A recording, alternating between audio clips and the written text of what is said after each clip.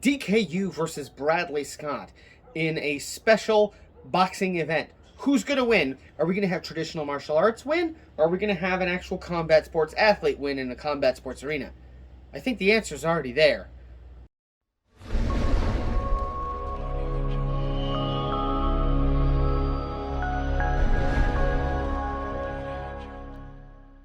So real quick, who is DKU and who is Bradley Scott?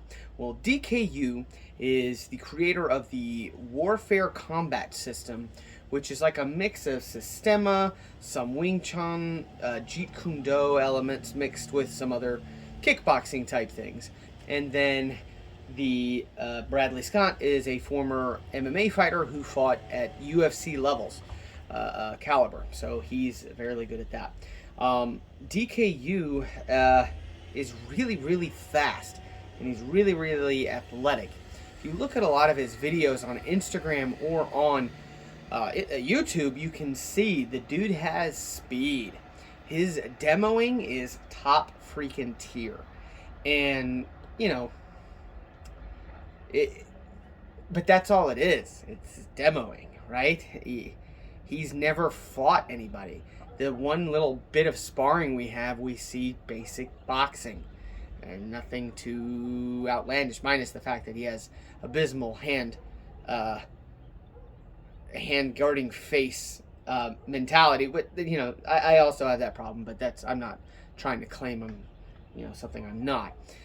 The problem with DKU that a lot of people have, and a lot of people have said it better than me, is the beating up his ukes, his demo partners, while they have motorcycle helmets on, and just kind of beats the crap out of them, like trying to demo his speed and his power. And that's not cool, because, like, for those of you who've never been hit while wearing a motorcycle helmet, it freaking sucks. You get hit, your whole head moves. It's just daunting. Even headgear. You know, I fought a couple times and had to wear headgear every time I've done a kickboxing match, and that thing it's jarring. I couldn't imagine getting bopped that hard with a freaking motorcycle helmet on. And Bradley Scott, like I said, was a former professional MMA fighter out of the Great Britain. I think he's British. And, you know, his record kind of speaks for himself.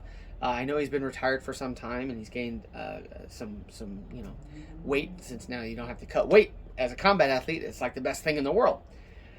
A lot of people are talking about the fight as a foregone conclusion for Bradley Scott, and I tend to agree. The reason I agree is that I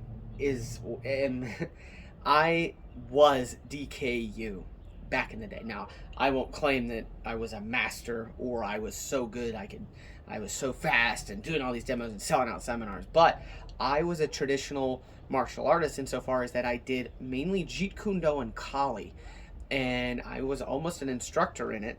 And I went to do my first kickboxing match, and I got my butt handed to me. And it was semi-contact even. It wasn't even like full contact kickboxing. I did do that eventually, but only after training in an MMA school, to where I could actually like have contact and sparring. And it's not to disparage Jeet Kune or Kali directly. It's more of how I approached it and how I trained it. I didn't train with good sparring partners. I didn't spar enough. I didn't do any conditioning. I did none of that stuff, and I thought I was good to go. I looked good doing trapping drills. I looked good, you know, doing pad drills. I looked good doing all that stuff, but I did not have the timing. I did not have the speed. I did not have the, like, not proprioception, but the ability to put fist to face. I was always a little bit off. I punch, almost like if, like, say I punch the camera right now, boom, it's super close to it, but not quite there because of the gloves I was using and the style of which I was used to. It was all bad. And, you know, maybe because of his athleticism, DKU will fare better than we think, but I don't see that being the case. I saw another video about the foregone conclusion of it, and that we have a couple different routes for the fight itself to take. But that's not what I'm most interested in. What I'm most interested in is the after effect. So after I got my butt handed to me in that particular kickboxing match, I decided to take my training seriously if I wanted it to work. Now, in my opinion, I think Jeet Kune does work. I think Kali does work, but they have to be trained correctly, and you have to ask yourself why you're training those things. A lot of my Kali training now is because it's fun and because it's cultural preservation. Same with Jeet Kune Do. But I teach my Jeet Kune Do differently now than I used to, where it was just a diarrhea of techniques. Now we use concepts to, okay, here's all the lead hand counters, here are all the rear hand counters. Let's work on using the Jeet Kune Do principles and the distancing and all that to kind of make it, not make it work, but train it that way. But back in the day, it was just repetition of technique, but not really any application. What will happen, so what I did is I went and trained at an MMA school. I remember getting my butt handed to me. They respected some of my stand-up ideas and concepts, and they could apply because they were young and athletic. Granted, I was only 27 at the time, 26, 27. They were in their 20s, like early 20s, 19-year-old, 18-year-olds, and like they could just apply it. And it was awesome to see, so I teach them a concept, and they would apply it. That was super cool. That's when I found my love for coaching. Maybe not so much the doing, but I still did it. And I remember specifically, this was unregulated times. It was basically in West Virginia, an MMA match. It was scheduled. I was the training partner for one of the guys. He was about maybe an inch or two taller than me. 155 pounds is what he was cutting to. He'd cut out all carbs. He was on God knows what for diuretics and that, and pissed out of his mind about having to do all this just to fight. And I was the dummy, and I remember him picking me up. I remember looking over the cage, because we were sparring in a cage, seeing my friend, making eye contact with him. So I was probably, I'm not that tall, I'm 5'7", so that guy was probably 5'8" to 5'10". So, I was probably 7-8 feet in the air, head-wise, and I was like, this is really high, and I remember coming down on the mat. That was fine. I knew how to break fall and all that, and this was great training for me. I learned so much about myself. I'm kind of going on a little bit of a ramble with that, but this is what DKU will have in front of him. The opportunity to learn and then grow from it, or the opportunity to deny and blame the outcome. Like, I didn't train properly. I already saw he said he had an injury when he was doing the boxing sparring video on his YouTube channel. So it's like, are you going into this going to learn and actually try and do your moves? Or are you going in there with already excuses? I'm 40 some odd years old.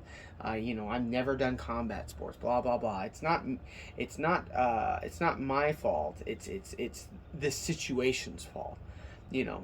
Whereas like you look at somebody who, Conor McGregor gets a lot of crap, but when he lost to Nate Diaz, his approach on that second fight, he had to shape up, and you look at how he approached the loss, and he grew from it.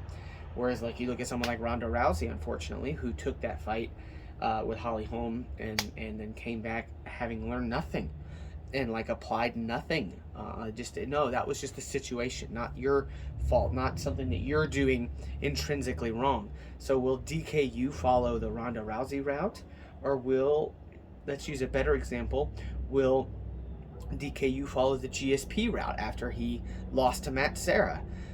You have two very different things, or will they follow my route and be like, you know what, maybe I'm not the best combat sports athlete, but I might be a better coach now that I know, or a better instructor now that I know, most of the stuff that I do doesn't work against a combat sports athlete.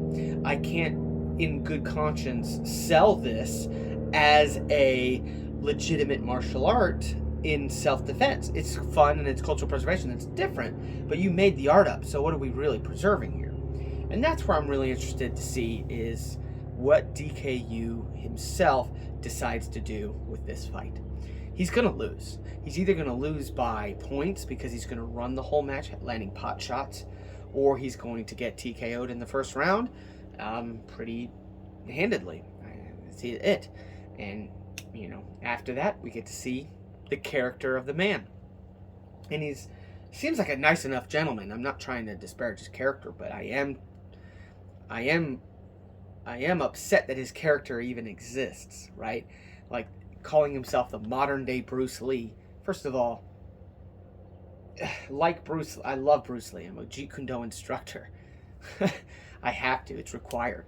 But you know, Bruce Lee didn't have that professional combat background. But you know what he did do is he had good students that produced good combat outcomes with Chuck Norris, Joe Louis, and things of that, and like people like that.